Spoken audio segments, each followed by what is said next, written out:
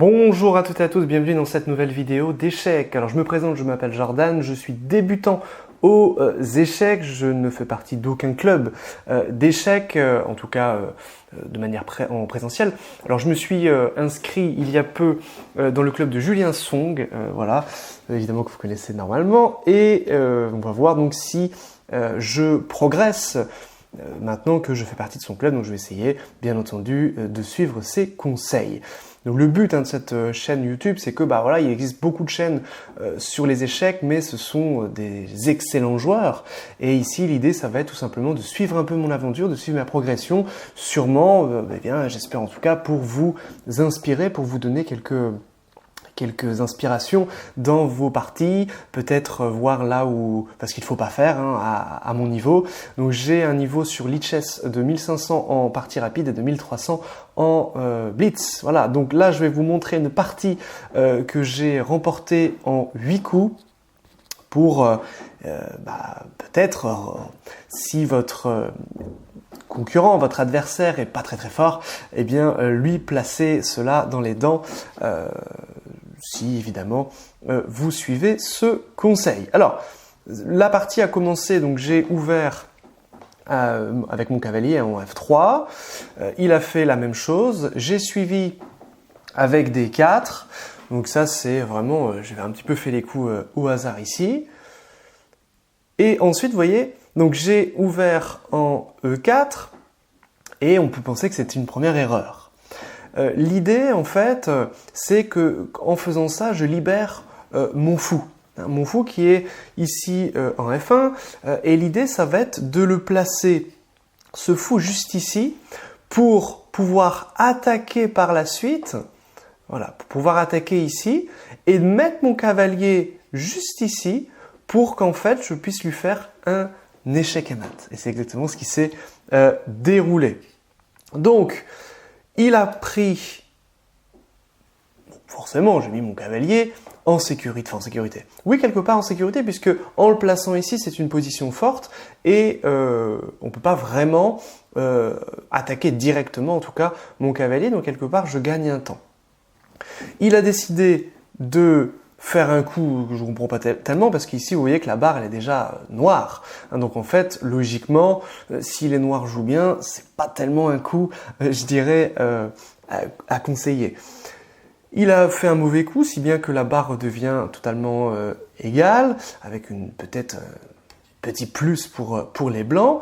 Donc j'ai évidemment toujours dans cette optique avec le cavalier, que je contrôle cette case-là, bien automatiquement, je vais vouloir mettre mon fou ici, tac, et ensuite le mettre voilà, ici, en F7, pour tout simplement bien, lui faire un mat. Donc ce que j'ai fait, donc j'ai mis mon fou en C4 ici, et là, donc il voit bien, évidemment, il n'est pas des villes profondes, donc il voit bien la menace, et il va décider de m'attaquer, d'attaquer ce fou. Donc évidemment, là, je suis un petit peu embêté. On est au 5e coup, je suis un petit peu embêté puisque ma stratégie, mon plan ne fonctionne plus. Sauf que sur cette rangée, sur cette colonne E, eh bien j'ai un pion qui peut attaquer. J'ai une dame qui peut défendre. Et bien donc, j'ai avancé mon pion. Alors là, très mauvais coup, apparemment, d'après l'ordinateur, puisque évidemment, lui, il a le fou qui attaque, le cavale qui attaque, et la dame également qui attaque ce pion. Très mauvais coup, puisque moi je n'ai que 2 pièces qui défendent contre 3 pièces. Donc je suppose que c'est pour ça, en partie, que la barre devient toute noire. Sauf que lui, il décide non pas d'attaquer ce pion, alors qu'il aurait pu gagner une pièce, mais au contraire d'attaquer ma reine. Si bien que la barre devient toute blanche. Et ce que je vais faire, c'est que le pion, puisque je l'ai placé ici devant le fou, eh bien il empêche cette case. Donc tout ce que je vais faire, c'est que je vais sacrifier ma dame. Je vais avancer mon pion pour qu'il prenne ma dame et qu'ensuite je puisse mettre mon fou en F7. J'ai donc avancé le pion, sauf qu'évidemment, lui, il aurait pu contre-attaquer. Il aurait pu contre-attaquer avec son fou. Vous voyez la flèche ici, l'ordinateur qui dit fou en E6. Malheureusement, il a été trop gourmand. Ah, je crois qu'il allait prendre ma dame. Mais non, même pas. Je pense qu'il s'est gardé de manger la dame. Mais je ne sais pas pourquoi. Même si ma dame était en prise, il ne l'a pas prise.